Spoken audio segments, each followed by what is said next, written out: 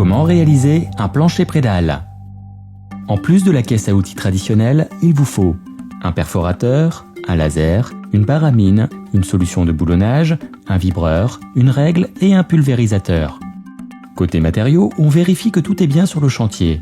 Les prédales, des cales en bois, du contreplaqué, des cales de treillis, des armatures, du produit de cure, du béton et du mortier.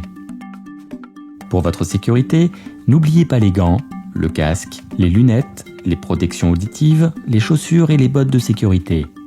La mise en œuvre d'un plancher vous amène à travailler en hauteur. Veillez à positionner l'ensemble des accessoires de protection collective sur vos ouvrages. Première étape, la préparation. Commencez par vérifier la hauteur des arases des murs. Pour cela, servez-vous du trait de niveau. Si la rase est trop haute, rectifiez. Contrôlez également la largeur de l'appui permettant de recevoir les poutrelles. Elle dépend du matériau des murs porteurs. Référez-vous au plan de pose du fabricant. Deuxième étape, montage des étaiments pour coffrage de rives. Si votre chantier le nécessite, commencez par installer des plattelages pour coffrage de rives. Mettez en place les étaiments stabilisés sous forme de tours ou de cadres étais. Positionnez les pieds sur des cales reposant sur un sol stable, puis fixez-les. Pensez à bien régler leur niveau. Installez maintenant des poutrelles sur des fourches. Puis réglez une pige de repère à la cote de la face inférieure du platelage. Pour cela, servez-vous du trait de niveau et du laser. Votre pige vous servira à régler précisément la hauteur de l'ensemble des poutrelles. Positionnez et fixez à présent le platelage. Il ne vous reste plus qu'à installer les garde-corps périphériques pour assurer votre sécurité. Vos plateformes sont prêtes. Troisième étape, l'étaiement. La pose de prédale nécessite la réalisation d'un étaiement pour la reprise des charges au moment du coulage.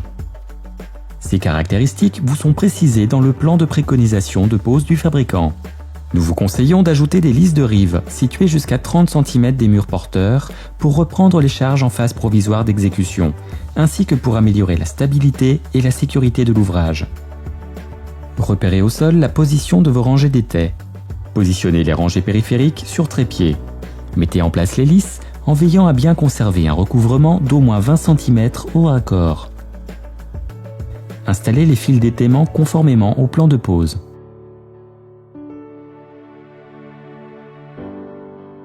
Réglez maintenant la hauteur des lisses au niveau bas du plancher à l'aide de la pige et du laser. Remontez les étais intermédiaires. Attention, pensez à adapter le nombre d'étais à la charge à reprendre. Référez-vous aux abacs des fabricants d'étais et de poutrelles. Maintenez les lisses dans les fourches à l'aide de coins en bois cloués. Afin d'améliorer la stabilité de l'étaiement, créez un contreventement en fixant des tasseaux en travers des lisses mis en butée des murs.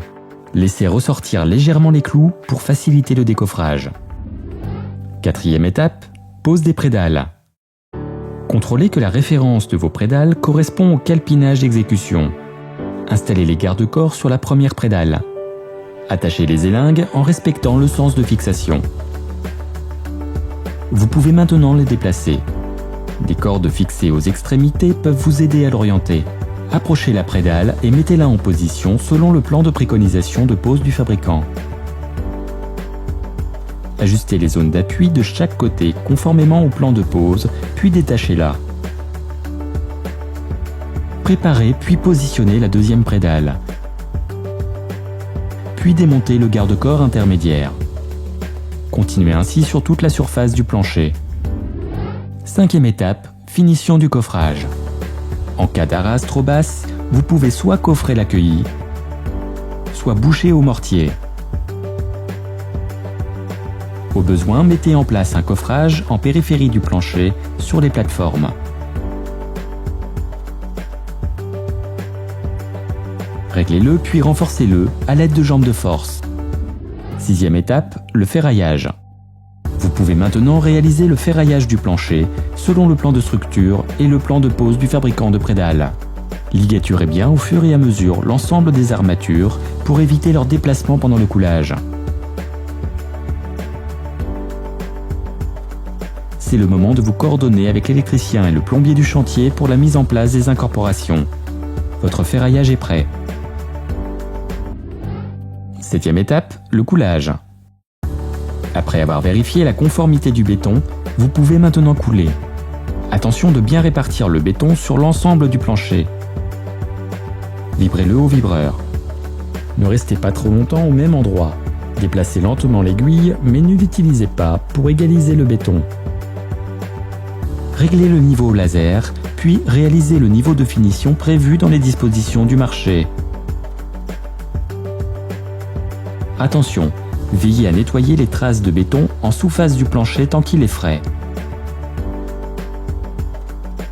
Pour éviter une dessiccation trop rapide du béton, pulvérisez un produit de cure sur la surface.